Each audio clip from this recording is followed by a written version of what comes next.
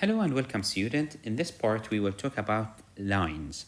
So last time we talked about the linear function and we said the graph of the linear function will give me a line.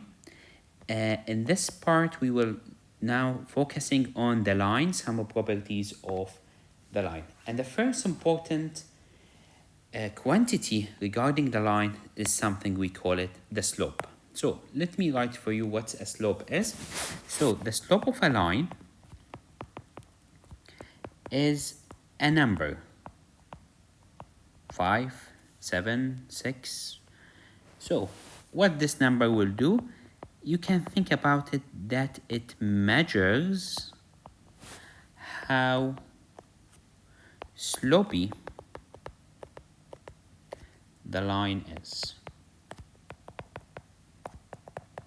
Between bracket, you can think it of how hard to climb the stairs. So remember, the lines, it's similar to a stairs.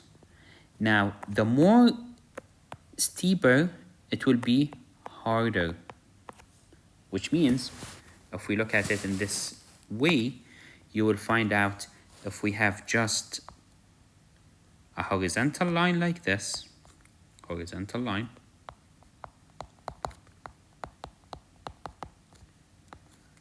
we know that the slope here will be equal to 0. Why it's 0? Because imagine you are walking on this line, this way or in this way, it is not hard or it's not easy to walk. It's a normal. So the slope is 0. There is no any slopiness in the situation. However, if the line looks like this, we will know that this is hard to climb, which means the slope will be positive. For example, the slope might be equal to 5. On the contrary, if the line goes down, and imagine yourself standing here going down, it will be not just normal, it will be easy because the gravity will take you down. So we know that the slope will be negative. And finally, we have one special case where we have this line. Imagine you are having this line. Is it easy to climb? It is not, it's impossible. So this one, which is the vertical line, is a special case that has no slope. So this is no slope. Sometimes we call it infinity, sometimes we call it undefined. It's really hard, it's not easy, it's not hard, depends on your situation. And that's the best story about the slope here. So we have different type of lines, we have different type of slope. Next, imagine we have those two lines, the green one and the orange one. Now you can see that climbing L2 is harder than L1. In that case, what can we say about the slope of L1 and L2? We can say that the slope of L1, which we call it M1, should be less than the slope of L2, which we call it M2. So both of them are positive. Remember, both of them are hard, but one is harder.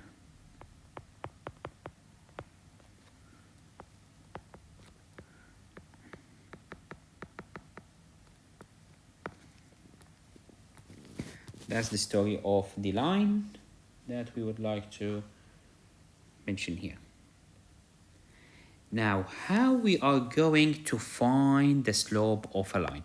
I give you a line like this.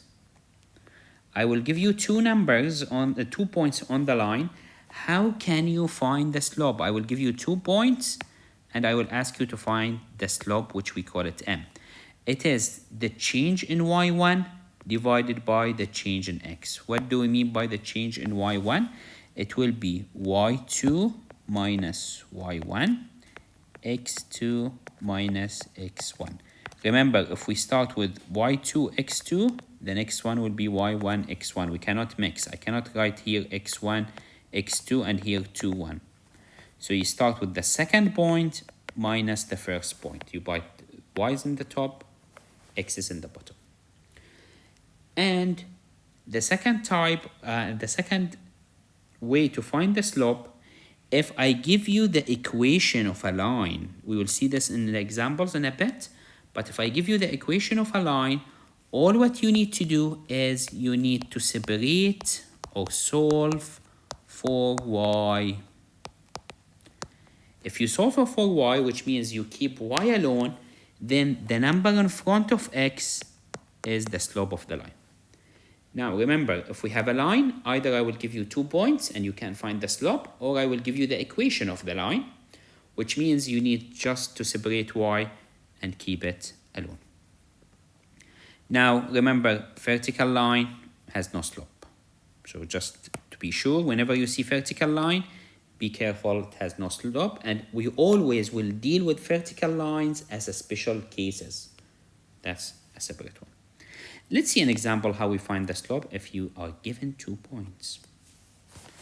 Let's see this example here.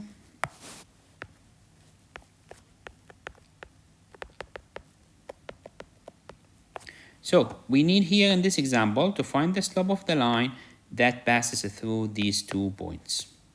So in that sense, this will be x1 and this will be y1.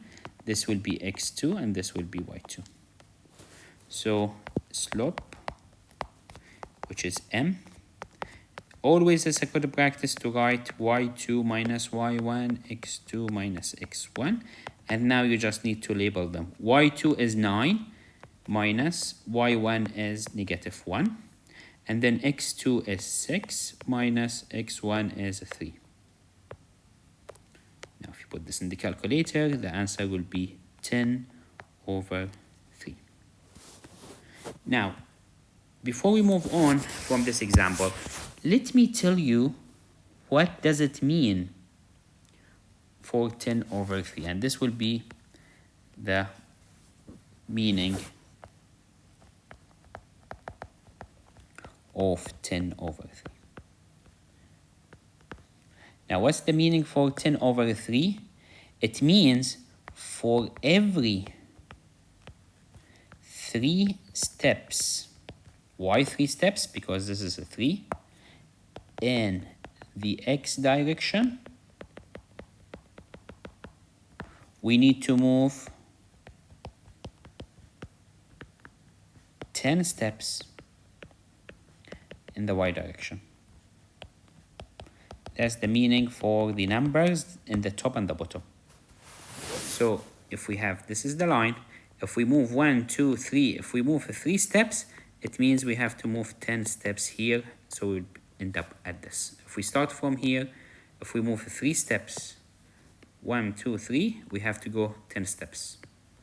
So the slope actually will tell me how can I continue walking on the line.